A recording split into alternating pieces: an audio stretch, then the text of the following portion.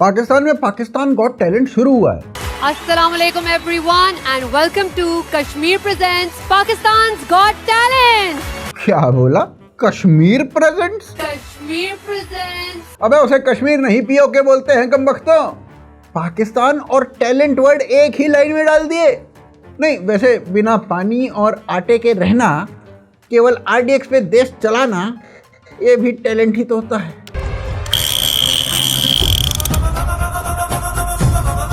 ना करे जनाब, ना करे। तो शो शुरू होता है और पहला कंटेस्टेंट एक बीट बॉक्सर आता है, जिसे पहले तो शिकायत ये रहती है कि पाकिस्तान में बीट बॉक्सिंग पॉपुलर नहीं है। काफी लंबे अरसे से is that I want to make beatboxing mainstream in Pakistan.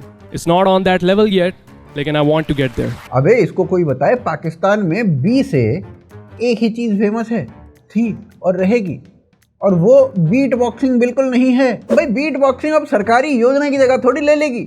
Bomb बनाओ योजना। फिर जब ऑपरेशन सिंदूर शुरू हुआ था तब अली जफर पाकिस्तान में नहीं था, तो वो कंटेस्टेंट से कहता है कि नूर खान एयरबेस के साथ जो हुआ था वो सुनाओ। Can I hear the last 15 seconds which had the bass?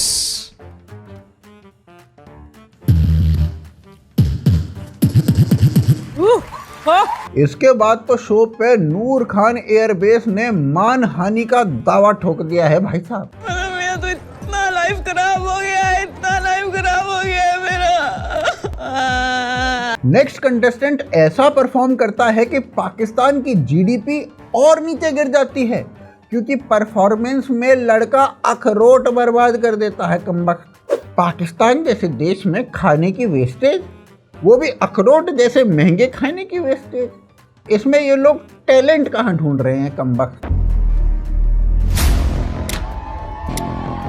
आगे यही ग्रुप पाकिस्तान की वो टेक्निक रिवील कर देता है जिससे बार बार शहबाज शरीफ IMF से लोन ले लेता है।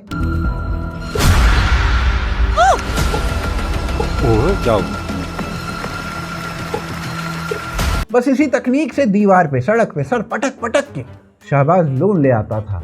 इसके बाद जो कंटेस्टेंट आता है वो तो मेरा फेवरेट है भाई साहब।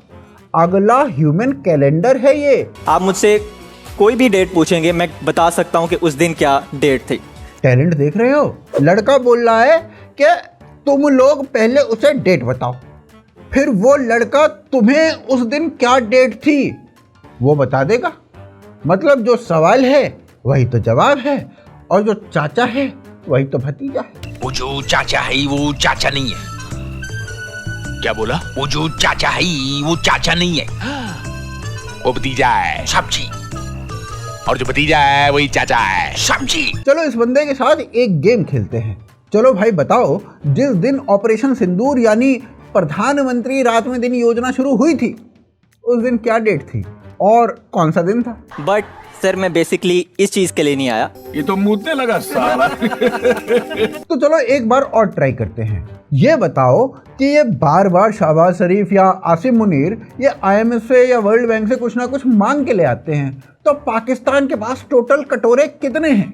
जितने इस दुनिया में ग्रेन्स ऑफ सैंड्स हैं, जितने भी बीचेस में, उससे ज्यादा पॉसिबल कॉम्बिनेशन इसमें है। चलो कम से कम लड़का सही जवाब तो दे रहा है। अच्छा, एक लास्ट सवाल और पूछ लेते हैं।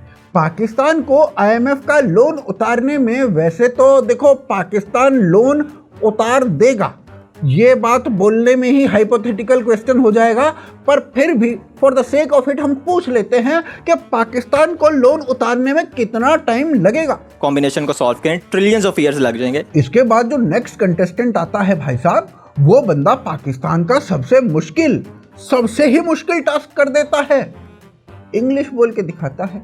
बताओ, पाकिस्तान में इंग्लिश बोलना टैलेंट है अब।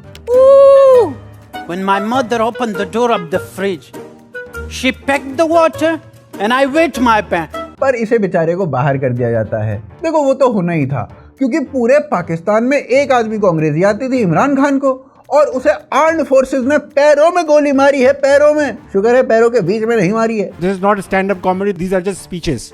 सर रैप सुनाओ आप लोगों को। नहीं। इसके बाद जो कंटेस्टेंट आता है, वैसे देखा जाए तो उसे आना तो नहीं चाहिए था, क्योंकि वो म्यूजिकल इंस्ट्रूमेंट लेके कुछ गाने बजाने आया था।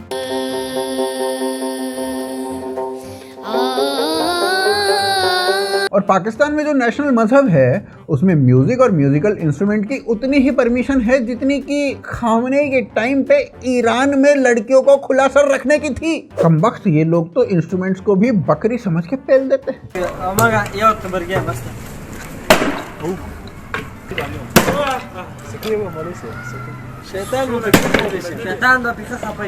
ये शो देख के लग रहा है कि इस शो का नाम पाकिस्तान गॉट टैलेंट नहीं बल्कि पाकिस्तान लॉस्ट टैलेंट होना चाहिए था। आप लोग ही कमेंट में बताओ कि इन सारे कॉन्टेस्टेंट्स ने जो परफॉर्म किया है उसमें से पाकिस्तान के काम कुछ आ सकता है? नहीं, देखो कोई परफॉर्मर कटोरा लेके आता, झोली फैलाता, भीख मांगता तो समझ में भी आ सकता था कि चलो ये बंदा पाकिस्तान के किसी काम तो आ ही सकता है, आगे चल के हो सकता है पीएम भी बन जा। और मैंने यही कहा जब मैं आया हूं तो आप समझेंगे शायद ये मांगने आया है, मैं मांगने नहीं आया लेकिन मजबूरी है हमारा। जिस तरह माजी में 75 साल में आपने हमारा हाथ बटाया है, कुछ अर्सा आप हाथ बटा दें तो मैंने कहा मैं वादा करता हूं कि इंशाल्लाह हम पूरी कौम हम मिलकर दिन रात मेहनत करेंगे, पसीना कर। वैसे सूत्रों की ना माने तो इस शो के नेक्स्ट एपिसोड में आसिम मुनीर भी आने वाला है। मुनीर अपना वो टैलेंट पेश करेंगे जिसमें वॉर हारने के बाद भी प्रमोशन मिल जाता है। वो खुद वॉर हार के फील्ड मार्शल बन चुके हैं।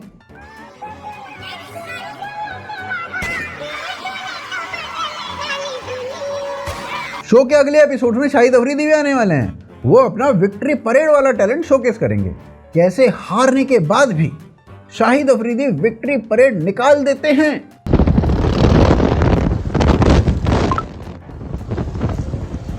नहीं, शाहिद भाई अगर इस शो में भी हार गए तो वो तो फिर से विक्ट्री परेड निकाल देंगे भाई साहब। आर्म्ड फोर्सेस का कहना है कि पाकिस्तान जैसा तो कुछ होता ही नहीं है। इस शो का नाम बदल के पाकिस्तान हटा के ISI गॉट टैलेंट करना चाहिए। और स्पॉन्सर बाय कश्मीर, ये क्या होता है भाई साहब? स्पॉन्सर बाय ओसामा करो इसे।